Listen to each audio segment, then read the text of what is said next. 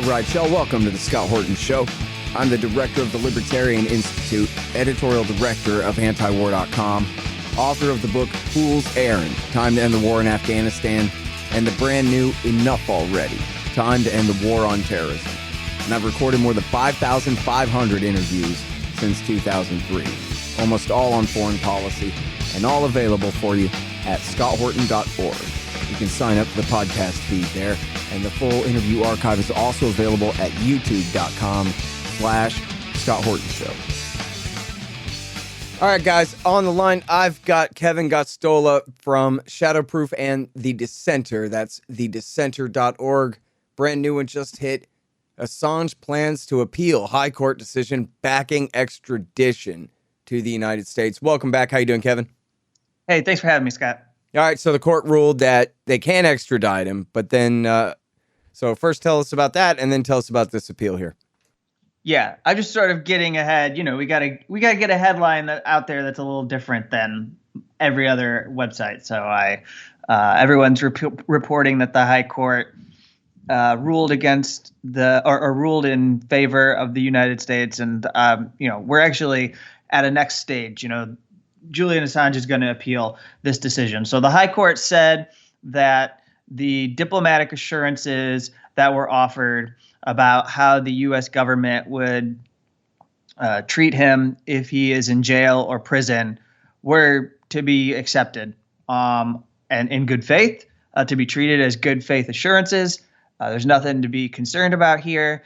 They would never, ever do wrong by these assurances. They would offer these and stand by them. And so we believe these to be good enough. And most importantly, the judge was wrong to rule on the extradition without going to the Crown Prosecution Service, which is representing the United States, and asking them, would you like to put forward assurances before I go forward here and rule against the extradition?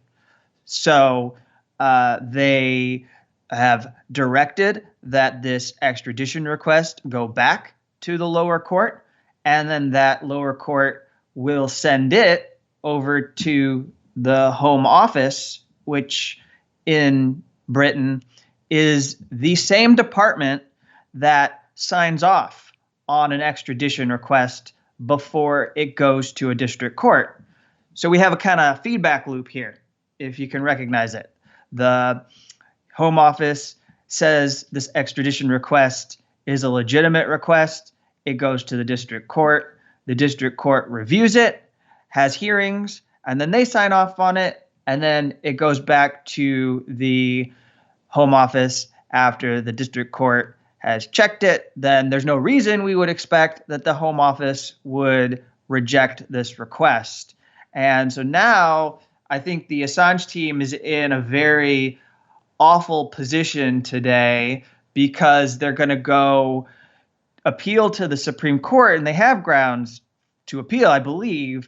But, it's also possible that the Supreme Court could decide they don't want to review it, and they believe that the process has been completely above board, and then there won't be other avenues left for preventing this extradition to the United States. Yeah. And so I think I started to watch the YouTube that you had posted there, and you talked about how the judge that had ruled in his favor, surprisingly, originally, she's been promoted now. And so will no longer be, it'll go back to her same court, but it won't be her. It'll be a different judge sitting in that place now. Is that right? Yeah, I believe she's a circuit court now, but we aren't even scheduled to have proceedings. Basically it's a formality to send it back to the district court level, because basically what the High Court of Justice is saying, it's not our job to pass this extradition request on to the Home Office. You do that busy work. So we'll send it back down, and then some bureaucrats at the district court level will pass it on to the Home Office. Mm-hmm. But then because Assange is going to appeal to the Supreme Court, that'll stall this, and it will be delayed But as I'm saying, the Supreme Court probably will hold a hearing. I'm not certain, though. If they think that everything is fine, they'll just say, we're going to pass. Mm-hmm. So, man, I don't know what to say. I guess, what's the reaction over here?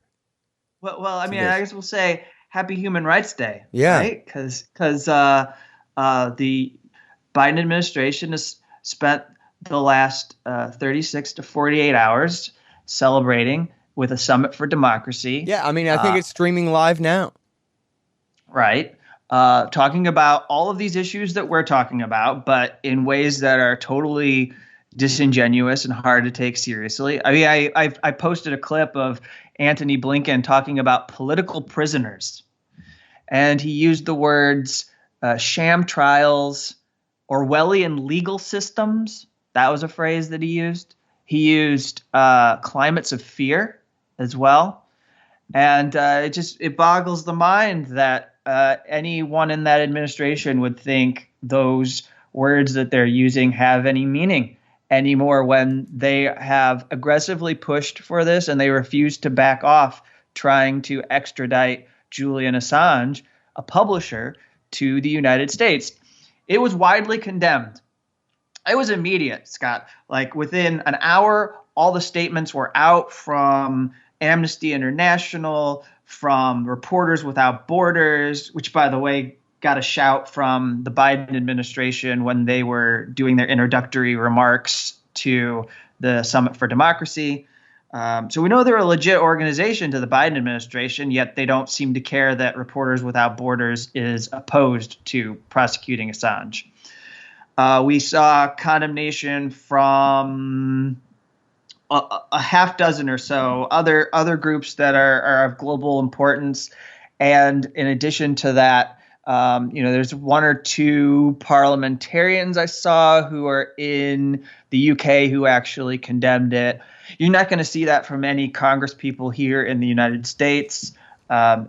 Nobody really seems to care. I went looking to see if anybody in the last year has said anything. Apparently, Thomas Massey has something going, has tried to speak up for Julian Assange, but that's about all I could find. There's nothing really that concrete that is out there from anybody in Congress.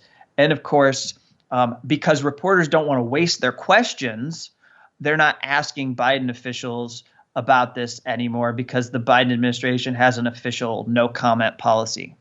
Yeah, man.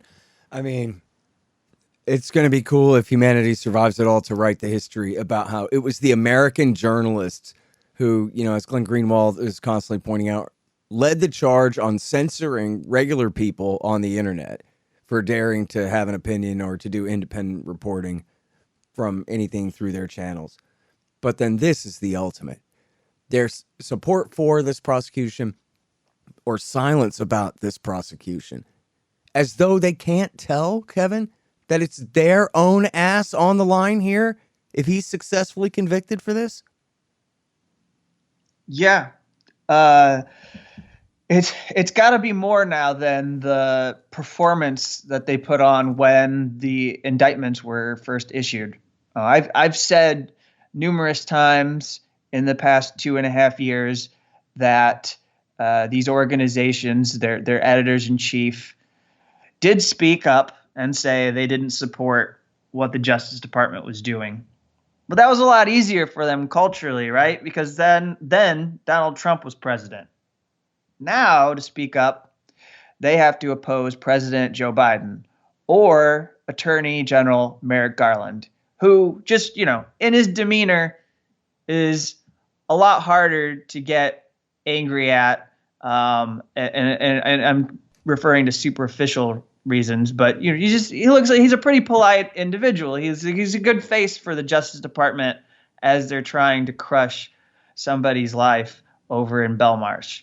So they don't feel as drawn to opposing him as they did Bill Barr, who had a much different demeanor and was combative and did take strong stands that they didn't agree with. Right. So now Now, when it's time to speak up, they're very timid and polite, and it's going to be to their detriment. Yeah. Well, I mean, I guess it would feel weird for some of them, but this is now the issue for the right. I mean, so many parts of the left have become bad on free speech, and that has pushed people on the right to embrace it as a value, quite a bit more than before, I think. But what's their grudge against Assange? That he and Manning told the truth about George Bush's wars? Well, but the right has already forsaken the Bush legacy and the Bush doctrine in favor of America First populism instead.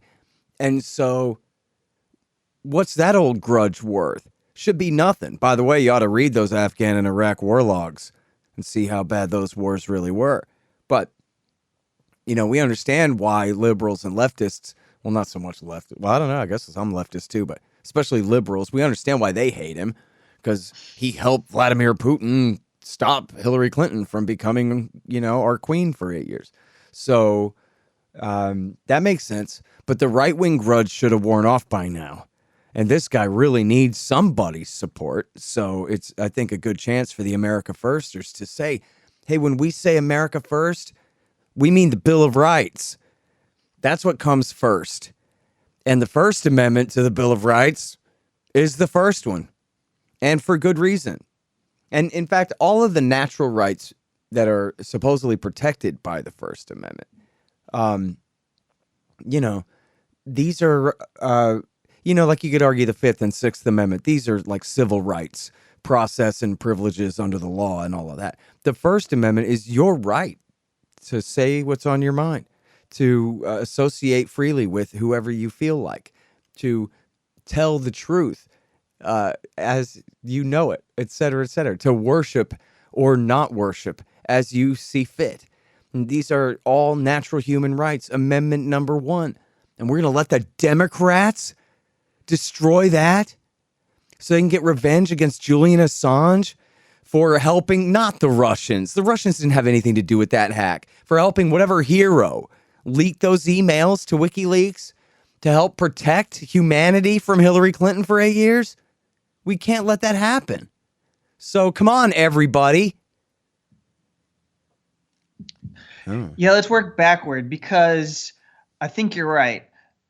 President Joe Biden's administration has to be shamed into dropping these charges. I've said before, I repeated it when I started my live broadcast after this decision was issued.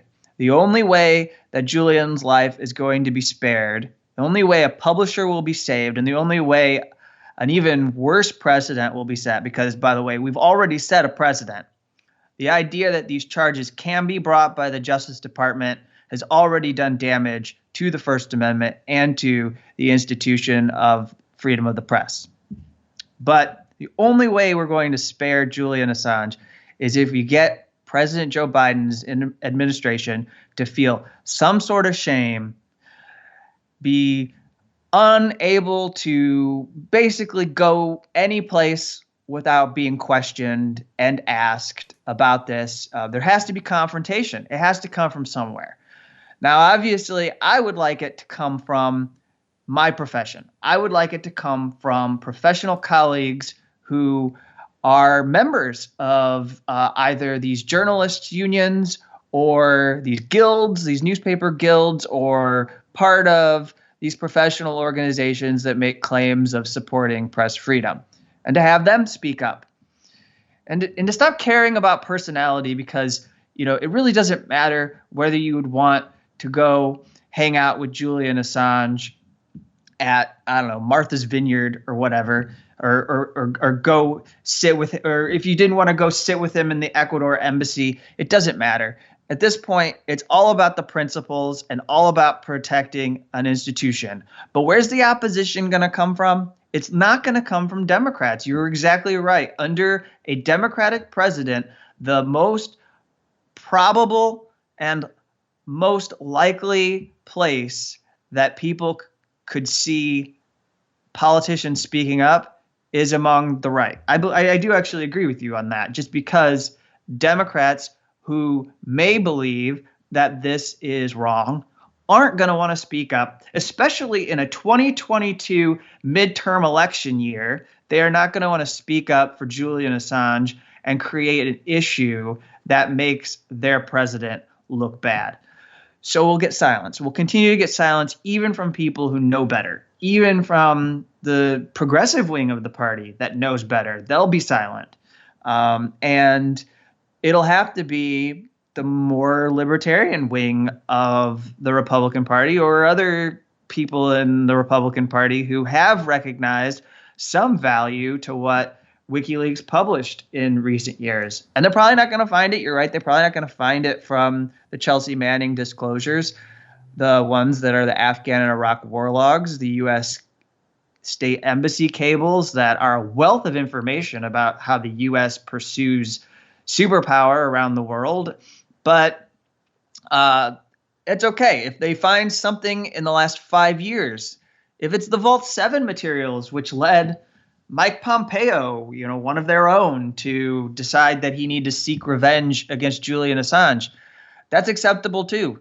But I think they should wake up, and they also should stop deluding themselves. I don't think President Donald Trump was as much of a supporter of Julian Assange and WikiLeaks as some of them still would like to believe or wanted to believe back then. He was not willing to fight for him. And if he had been, he could have stopped this. If he had wanted to stake anything, any part of his presidency on saving the First Amendment, he could have done so on his way out. And he didn't, because he just, was more in it for himself than anything else. Hang on just 1 second. Hey, y'all, check out thehempspot.com. Did you know pot's legal everywhere now? Well, see, it's the Delta 8 loophole. The law says Delta 9 is a crime, so this new isomer is just fine. And thehempspot.com has got you covered. They have all kinds of flavors of bud and gummies and all those things. Use coupon code Horton and get 15% off. Free shipping on any order over $90. Drink less, smoke more pot. Get your Delta 8 cannabis at thehempspot.com, but spell the THC. Hey guys, Scott Horton here for Mike Swanson's great book, The War State. It's about the rise of the military-industrial complex and the power elite after World War II, during the administrations of Harry Truman, Dwight Eisenhower, and Jack Kennedy. It's a very enlightening take on this definitive era on America's road to world empire. The War State by Mike Swanson. Find it in the right-hand margin at scotthorton.org. Some of y'all have a problem. You've got chickens, but you don't want to stand around throwing food at them all day because of all the important stuff you have to do. Well, the solution to that is to get the free-range feeder from freerangefeeder.com. The all-stainless steel free-range feeder has been developed to satisfy the needs of the poultry, chicken hobbyist, and the homesteader. The convertible design allows for 4 different mounting methods. Go to freerangefeeder.com/Scott or use promo code Scott to get 10% off and get the free ebook. Subscribe to their newsletter to immediately receive your free copy of Getting Started with Backyard Chickens. That's freerangefeeder.com/Scott. Yeah, man.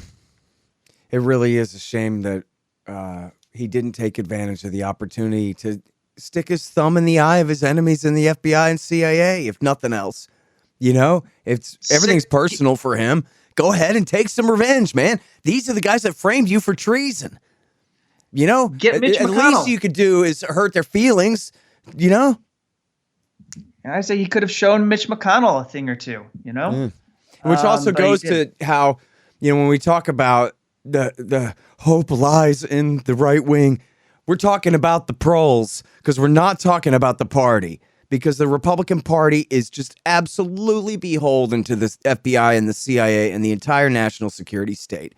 And the idea of them, and we've seen this just in the last week with the split over Ukraine, where all the conventional Republican politicians are saying, yeah, we got to fight Russia over Ukraine. And then the America Firsters, the Donald Trumpists, are saying, what in the hell are we talking about? Why would we do that?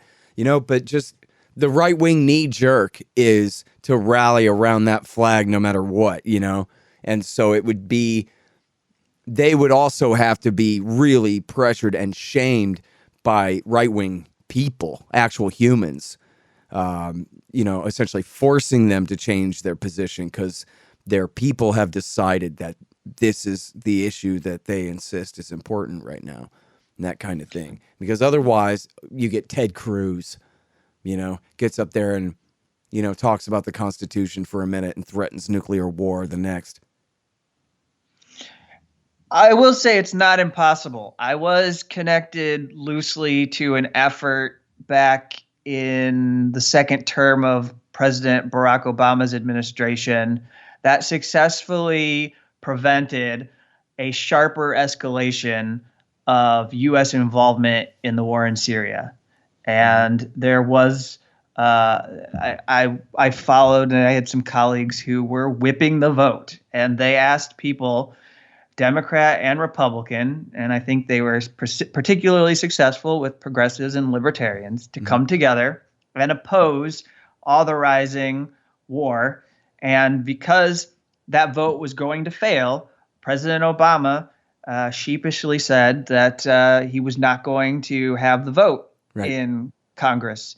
And this stopped something from getting worse. So these people can come together. And you know why they did it was because they were hearing from, as you said, the proles, the people who are treated as the unwashed. The pundits on CNN think that those people are stupid and they don't know anything. And they're not, we need to let the more esteemed minds determine the future of policy. But these people get it. They actually do. They're pretty good about understanding that it's wrong for Julian Assange to be brought to the United States and put on trial.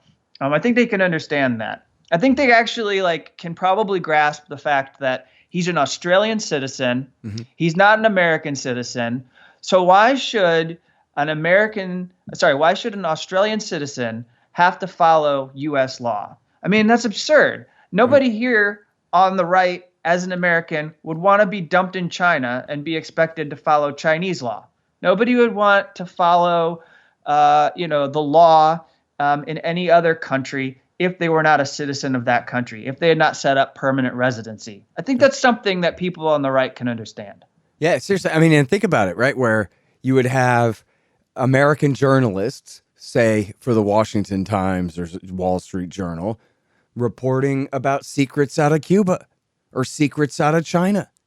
And then the Cuban government or the Chinese government indicts them and says, you're in violation of our Official Secrets Act. And then when you travel overseas, they have you kidnapped and try to arrange extradition. So you're an American sitting in an American state, protected by the First Amendment, doing journalism about a third country. Now that third country can indict you for breaking its laws without even going there, without even ever being under their jurisdiction. Put the shoe on the other foot. It sounds absolutely absurd. And yet somehow we're talking about doing this. And doing this to a guy who, you mentioned this, but it's worth emphasizing, has done the most important journalistic work of this century so far. He's the very best journalist in the world. He's not just a journalist. He's the guy that published the Iraq and Afghan war logs, the State Department cables, and not just those, but a lot more. But for those things alone, that makes him, the all-time probably greatest journalist ever. And I've said this before, and I know it's true because I've seen Google tell me that when you Google the WikiLeaks show or State Department cables reveal or anything like that, you will get tens of thousands of returns from different news stories from all around the world. Well, that's assuming Google hasn't crushed all those results out of existence yet. Okay, DuckDuckGo or another one. You will find tens of thousands of stories where, if they're not based entirely on the WikiLeaks, one paragraph says that the WikiLeaks documents verify and bolster one point we're making here, or something like that, at least. Thousands and thousands and thousands and thousands and thousands of stories all across the world came from that leak. And famously, they'd never been caught getting anything wrong, ever. Even when the CIA tries to entrap them into publishing some doctored documents or whatever, it doesn't work. It's never worked, not a single time. Yeah, you won't get 10-year-old coverage of these documents that independent reporters like myself put out in those search results, But you'll get CNN, you'll get New York Times, the Washington Post, you'll get the Guardian, some of these organizations that are actually complicit in the prosecution and fueled these rumors of Julian Assange being a Russian plant that were somewhat adopted by the district judge. But that sort of proves a point, right? It proves a point because the establishment media covered this journalist, this publisher's documents, covered the revelations from those documents and took them seriously. And they've used these archives of material to further their work. Those things that are, it wouldn't be that, it sounds absurd to say it, Scott, but if you told me that the Washington Post put out an article about Ukraine and Russia in the last week, and it was about the conflict, and it's actually a narrative that's pushing for more intervention, but further down in the article, they referenced WikiLeaks documents in order to give it the context that was needed. Mm-hmm. I would go, okay, that makes sense. Like, that sounds exactly right. That's what they've done. They've actually used these documents to push an agenda of imperialism. And so I don't know how they can be so upset about everything, because no matter where you come down ideologically, this information has benefited people in some way. Yeah. Now, back to the hearing here real quick, man. I wanted to follow up on this point about the judges saying that, listen, we have to take the Americans' assurances at face value here. I don't really remember, but it must be the case that the last time they had a chance to argue about this, Assange's lawyers said that that can't be true because we know now that the CIA was plotting to kill Julian Assange, that they were treating him as an enemy to be destroyed rather than even a suspect to be tried and convicted. And so I wonder if the court commented about that at all, or they just ignored that, I guess, huh? I didn't see anything in the court decision, although there was an afternoon that was spent on the reporting from Yahoo News that added to our understanding of the CIA's war on WikiLeaks.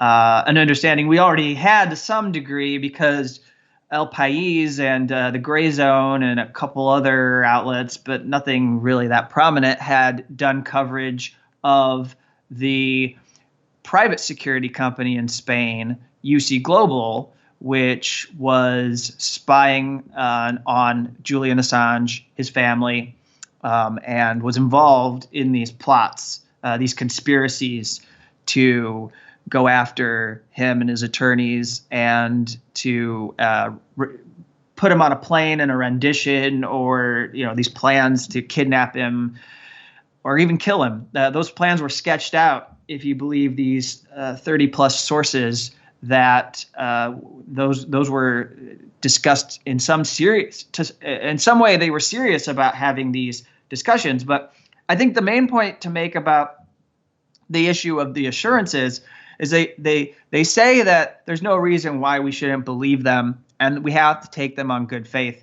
And they also point to the fact that the UK and US are such close allies.